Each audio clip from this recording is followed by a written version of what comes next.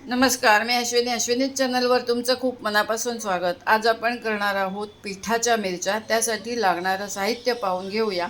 मिरच्या अशामध्ये कापून घ्यायच्या आहेत, देठ काढून टाकायचं आहे।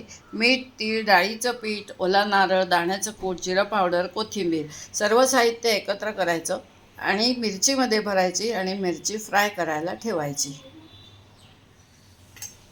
हे बघा, आपण सर्व साहित्य वाडग्यामध्ये एकत्र करून घेतलेले आहे। डाळीचं पीठ, ओला नारळ, दाण्याचं कूट, जिरं पावडर, कोथिंबीर, हिंग, हळद बघा मी आत्ता घातली आहे, तुम्हाला साहित्यामध्ये ठेवली नव्हती। आता हे सर्व एकत्र करून घेऊया। आपण सर्व साहित्य एकत्र करून घेतलं ते या पद्धतीने सर्व मिरच्यांमध्ये मी भरून घेतलं आहे। आता फोडणी करून फ्राय करायला ठेवूया। हे बघा, पॅन ठेवला आहे, फोडणीसारखी फोडणी केली आहे आणि मिरच्या आता परतायला सुरुवात केली आहे।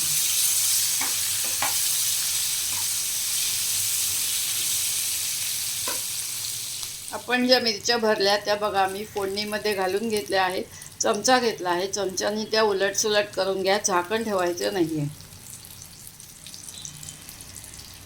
या पहा, आपल्या मिरच्या आपण फोडणीला घातल्या होत्या, हे बघा तुम्हाला फरक इथे समजेल। झाकण ठेवायचं नाही आणि या नुसत्या परतायच्या। आता या ज्या उलटपालट केलेल्या नाही आहेत ह्या मी उलटपालट करून घेते।